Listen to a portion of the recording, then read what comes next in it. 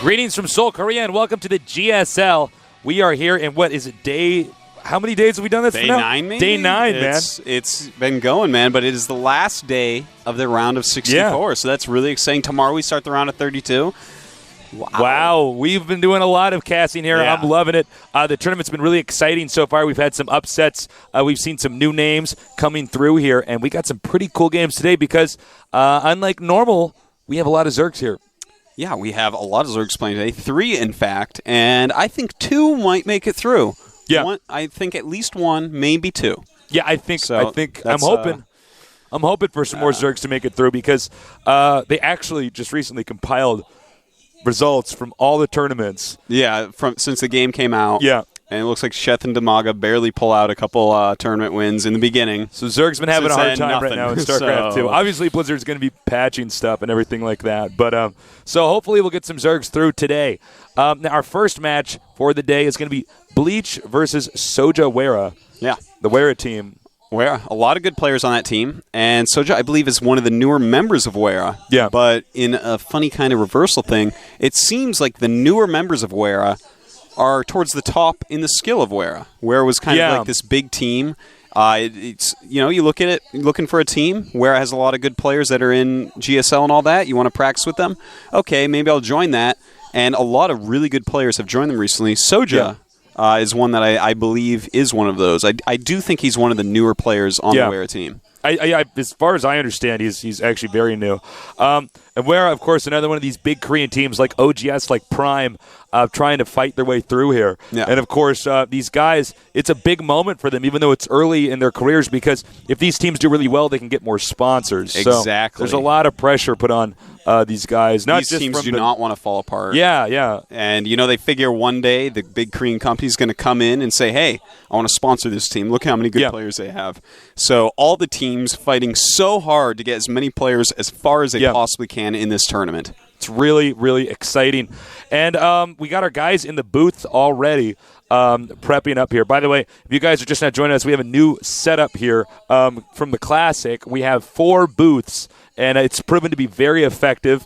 You experienced it firsthand in prep time and stuff like that. Because, look, you can't play an esport without getting in a booth and getting all your settings right and stuff. And warm up a little bit, too, of course. I mean, you need to make sure all your settings are right, of course, and get your hands going a little bit. Get that the jitters out of the way and stuff, too. So here are the match results of Day 7. Yeah, I guess we're on Day 8. It's going to be a celebration when it's Day 9. Yeah. The celebration of my brother's name. Here we go. These are the results from today. Here we go. As you can see, big upset yesterday. Yeah, with David over Next Genius. I'm really looking forward to see David play more in the future. I don't think he's going to cheese quite as much. But Next Genius, someone that was thought to go extremely far in this tournament. Yeah. Losing so fast. The Wind, of course, getting through. Clyde, of course, getting through. AnyPro getting through. Other than that, that's one of the 3 really big upsets we've had so far is Next Genius falling out. Yeah, and a lot of the other players are pretty excited about Next Genius being out because he's one of the better players in this tournament. David's style, very interesting. Going for the double barracks, very short games, kind of unexpected there. Here's the bracket for today. It's the round of 8. Excuse me, the Day 8, the round of 64. We have Bleach versus Ssoja Wera, OGS Xeno versus Myth Prime, Sophia Wera against OGS Ensnare. Ensnare, a huge name in this tournament. Yeah. Hungan Prime against OGSC Sazane. I want to make sure I didn't butcher the name. Man. Yeah, he's a pretty good Zerg. He's been a good Zerg for a while. But, we see 3 Zergs there. I think Ensnare's opponent, poor guy, I don't think he has much of a chance to get through. Ensnare is a monster. The other 2, though, maybe. Oh, Ensnare is so good, and he's a very mech-based TVZ player. Yeah. And mech, Reapers are great, of course, but mech's still this ridiculously strong strategy that I think we're going to see a huge shift to once they nerf the Reaper a little bit. Yeah, we saw a lot of mech in the beta, and then the Terrans have kind of waned off it a little bit, and now we have these variations. There's a lot of hybrid mech strategies.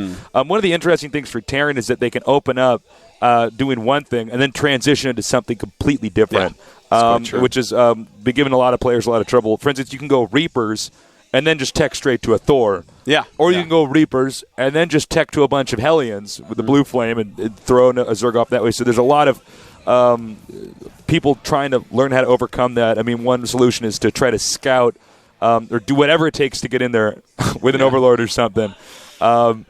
So, I mean, it's going to be interesting. Our first game, though, is a PvP. Yeah. I'm so excited PvP, about the Ensnare match. I was thinking so I know, much about that. Right? I can't wait to see Ensnare play. Yeah. But, yeah, the PvP should be pretty good. Bleach, one of my favorite animes. Yeah. I don't know about you, Tasteless, but one of my favorite animes. I'm actually kind of an anime noob. I didn't even know that Bleach was actually an anime, so we had to explain. It's actually one of the most popular ones, yeah. So, that's going to be that's where he got his name from. I was like, God, Bleach, kind of an unusual name otherwise. But, and look, he's going to be against a Weira player. He knows, that Weira is a very well-known team out here in Korea. I feel like the non-Korean scene is a little bit less aware of these teams when you compare them to some of these other teams that are more Western. But Weira out in Korea, a big team. Yeah. So, there's not really that many top teams on the Korean server. There's Weira Prime, OGS, TSL, Zenith, Jung. Yeah. And I'm probably missing one, but that's what I can think of off the top of my head. Yeah, I don't think there's any others. That pretty much encapsulates everyone in Diamond. That's worth being on one of these teams. Anyone that could possibly get in one of these tournaments. Yeah, we have a few free agents here and there, but for the most part, that's the teams we have. So they're pretty big and pretty important. Yeah, and I also think that it's going to be interesting to see if there's any solo guys that make it too far into this tournament. You know what I mean? They'll be picked up before they get picked up. Yeah. And here we go. It is Bleach himself. Oh, it looks like he's actually on the next team. Okay. Cool. Bleach, quite a force to be reckoned with, one of the very good Protosses that is still independent in this tournament. Actually, his shirt there is saying Nex, so I guess maybe he was just picked up by Nex. I did not know. There's a lot of stuff that's been changing and going on here just recently. Last time I hit him on the ladder, he definitely did not have a Nex tag. Yeah. You kind of have to stay with the ID you choose, so... yeah, man. Once you pick that ID on BattleNet, that's it, man. You have that for life. We are going to be GSL for life here at the GSL. But Nex, a team known for its good Protosses, like Genius, like that noob that beat me. All sorts of. They've eliminated many great players here, including the Artosis. Now, remember, PvP. Is a little bit similar to Zerg versus Zerg, not as one-dimensional. Yeah, it normally comes down to rushing to that Colossus. And if you're not rushing the Colossus, you're trying to kill the guy before he gets to that Colossus. Yeah, you're trying to do some, perhaps a little bit gimmicky strategy. You have to go for DTs or something like that. And let's take a look at our other player. Here he is. Ssoja. Protoss. PvP here. Now, he has been training a lot. These teammates, they help their other teammates out. So this guy definitely has a build that he's been storing up for in this big match here. So much money at this tournament, man. Oh my! So much money. Oh my, Tasteless. I mean, the farther you get, it's insane. Actually, the prize pools for this. It's so cool. But I wonder, some of these guys who have less experience being pro gamers, can they? When they know this much is on the line, not just their esports careers, but just that much dough. I mean, if it gets to them and stuff. We've seen a lot of people overcome by nerves in this tournament. Dropping supply depots from the sky, and a lot more than I expected. Just a lot of people shaking, not giving good interviews, just totally nervous in the booth. You can see it. Bad macro, bad micro. We've seen all sorts of things, and it's not that the players are as bad as they seem. It's like such a new experience to them. So much pressure. You notice the people that are not doing that are the people that were StarCraft pros, Warcraft 3 pros, stuff like that. Yeah, people that had experience. Nerves are something you have to get over. This means so much to them, man. If you're good enough to qualify for this tournament, StarCraft 2 is basically your life. So, I mean... it's the future of esports right now, and this is the biggest tournament in the world, basically. Largest prize pool by far. So, there's a lot of pressure on some of these guys. And, we have seen a little bit of, I guess you could say sloppy play early on, but it's going to clean up pretty quickly here. And, by the way, round of 32 starts tomorrow. That is so exciting. So, that is... Really great matches. Yeah. We're going to have Maka and Hydra playing. Not against each other. But they're both playing, so that's pretty sick. Big day. So we hope you guys all tune in. By the way, special thanks to our sponsors at Intel and TG Sambo, because without them, we wouldn't have events like this. Yeah. I mean, you need big sponsors. Like go check them out. Yep. And, of course, don't forget, go to the GOMTV.net forums. Leave any questions for the players before the game is over. And do it fast. interview. If you don't like the questions that are being asked, go ask some different ones, and maybe those will get chosen. Yeah, we have somebody not far from my vision right now looking at a laptop who will pick out questions that are good. And actually, so if you guys ask a good question, we're dead serious. We will pick it up. All right, here's the map lineup here. We have Steps of War, Metalopolis, and Lost Temple.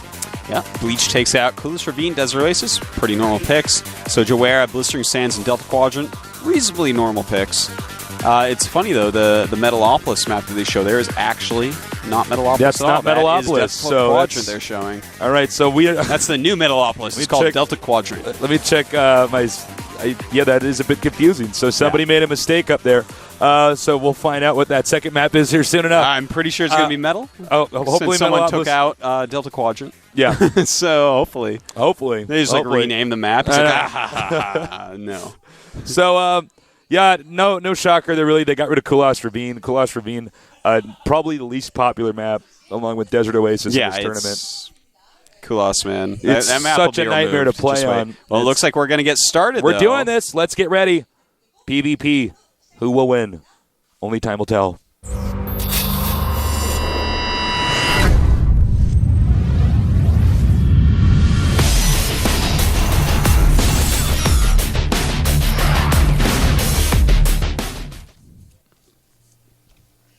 It has begun. Looks like we're going to look at Bleach first from the next team. Bleach! We got the Bleach sound effect there. And up here at the top right is our Protoss player, Ssoja. Guys, it's an honor to be down here with you guys today. Sorry, that Bleach sound effect cracked me up. Guys, it's so fun to be down here casting these games. We hope you've been enjoying the games thus far. And, it's really exciting to see a new esport unfold here.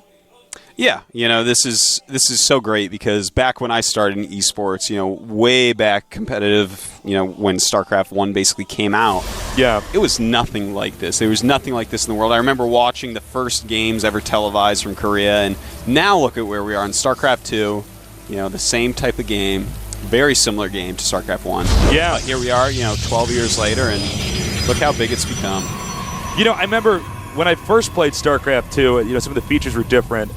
Back in the beta, I was like, gosh, I hope that this game can, be as good as StarCraft 1. I hope it feels like StarCraft. I hope it doesn't it's not some, game that's dressed up in a StarCraft costume and that it actually is just as good as the original.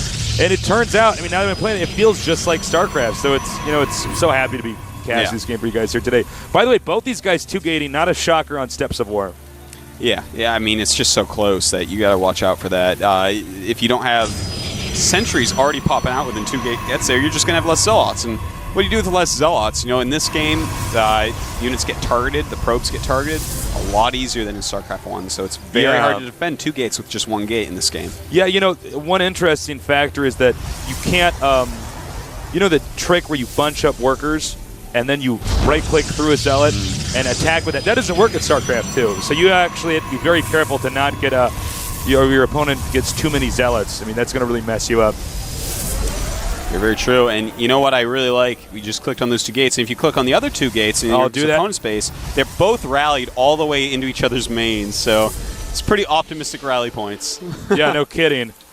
Well, here's a big deciding factor is do I get rid of the probe first or do I go ahead and just attack my opponent? And the in big this problem case, he's not going to do either. Apparently, the Zealot's just going to hang out over here. So hard to kill a probe with a Zealot. Basically, if the guy micros and keeps on top of it, he will not ever lose the probe to Zealots. Just doesn't happen. You'd have to have like 48 Zealots and make like this huge ring that shrinks around the probe. Even then, it's just a game of chance. We have more and more probes being pumped out here. Nobody's actually too serious about rushing. You can see he's moved out briefly with his few Zealots here. The Panda Bear guys over here. They're just making sure that both of them are 2-gating, I think. You know? Just like, hey, you 2-gating? Okay, I am too. All right, let's tech. Yeah, well, you can't really rush somebody if you're both 2-gating. It doesn't really work. So now he's going to tech up. Let's see, he's going to get the probe. Probe stays alive. This is a frustrating moment if you're a Protoss player because, especially in a mirror matchup, deception is such a key factor. Very true. You've got to kill that before you show your true tech route. Like, if you start going Robo right there, he knows, and he can go ahead and counter that appropriately. As you can see, more and more Zealots on the way out. No, actually, he's stopped. Excuse me. Now he's going to switch to Stalkers. Good choices, and pretty much the exact same build orders right now. Yeah. In fact, if we look at the unit tab, he killed the scout probe. Finally. So, other than that, they were exactly the same. Now, this scouting probe's still alive. It's going to be eliminated when Stalkers come out here. And let's see here. Has he chosen his tech path? No, he's just staying with these 2 gates. I thought maybe we'd see, him tech to something, get a Robo up, maybe switch to DTs or something. And finally, that probe bites the dust. So they're both in the dark now. Yep, and now it is time to see exactly what these guys want to do. Of course, both of them getting that warp gate upgrade. Very, very important. Yeah, very important. All about that warp gate. 4 gates from Ssoja Weira. Okay, now what is he going to do? Our player Bleach, he hasn't shown us his tech pattern yet. We're still waiting. And Robo Bay. All right, it's going to be Robo against the 4 gate. Pretty standard. Those are the 2 big builds that we see a lot. Oh, this might be a big mistake by Bleach. Bleach should not have moved out so quickly because he's only 2-gating right now, and his opponent's 4-gating, so if he takes out a few units, he can overpower him pretty quickly. Yeah. So this is actually a very risky move. Of course, our Green Protoss doesn't know that his opponent's going to do that. So if you try to rush his ramp and he's going for warp gate, suddenly you lose your whole army of Stalkers. Yeah. So, it's quite a gamble. And really the safer way is, kind of going for the Robo. You're going to be able to get that Observer out and see exactly what's going on. As long as you can defend with your sentries at that ramp, you're going to be in fine shape.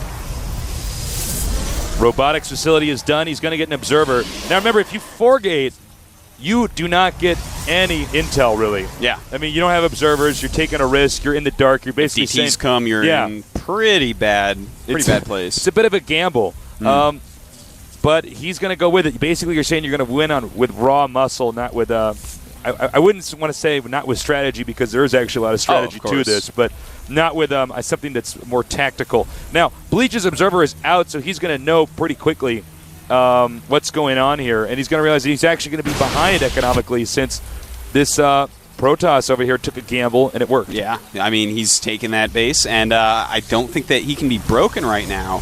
Realistically, he's going to have to wait for Colossus to push in there, right? But a Robo being made for Ssoja, so he may be able to get a defensive Colossus out in time. Yeah, he might be able to. Here we go. As you can see, he's going to get his own Observer. This is pretty late, but I got to say, if I had to go with the strategy that I liked, I think Ssoja's is worth it. It's working out well for him. Ssoja, he does look like he's in good shape. But, when that Colossus comes out, it can change a lot. You can micro that up and down those hills on Steps of War very, very easily. Really make that expansion hard to mine from. And, I don't know. I like Colossus play, but I love expansions, Tasteless. I was born to fast expand. You were indeed. Twilight Council, by the way, on the way. I was calling that the Citadel. When it first started. I was still getting in the groove of Cassie Starcraft. It's still, in my mind, it's the Citadel. Yeah. It's like, oh, that's what you used to make Templars beforehand? That's the Templar Citadel of Byun, man. Like, oh, wait a minute. The Bleach is going to have to attack here pretty quick. I mean, he's sticking on one base. Yeah. I don't know why he hasn't moved out yet. I'm actually a little bit confused. I thought when the Colossus finished, he also has a proxy pylon here. So feels like now is the exact time, Maybe that Observer off, and maybe he wanted to kill the Observer off. Is he not going to attack? This is so strange. He was waiting for enough gas for another Colossus. No Colossus being made yet here. Looks like he upgrading Blink. Okay. Well, Blink can be pretty good against the Colossus because you can actually get near it, kill it, and then get away from it. Blink in there and kill it, but you got to be careful. We saw Breeze Akuta try that. Maybe the second day at Goal MGH, and he got kind of slammed when he just warped right into the middle with Blink of all of his opponent's units. We've seen some Blink play here, PvP, as the metagame has been developing. It's a little bit of a newer technique in PvP compared to some of the other builds we've seen. And I'm curious. Now, Protoss is attacking. He's got the Colossus out now. I don't know if this is enough, though. I mean, to attack up here, he's got these 3 sentries you can see right there. He can actually block the ramp pretty easily. And I don't know, though. Well, it looks like we have more Colossus on the way for Bleach, and he's pretty much all in from here. All right. He has to make things happen. Here we go. Here's the battle. Blink over here. The Stalkers hit the Colossus, and the Colossus micros back. Actually, the Colossus angle is pretty good here, and I think the Blink turned out to be pretty ineffective. And it almost looks okay. He does blink again. One Colossus goes down.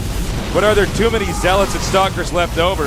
I think that's going to be game. I mean, it's just who cares about the Colossus anymore? The Protoss has the red Protoss, has more of everything. Dude, Bleach has so many units left. That proxy pylon, really a great addition into that attack. I mean, that was nice. He worked in a lot more Zealots during that battle. Look at this, a lot of Stalkers coming out, and with that extra Colossus in there, as long as he keeps it alive, I can't see any recovery.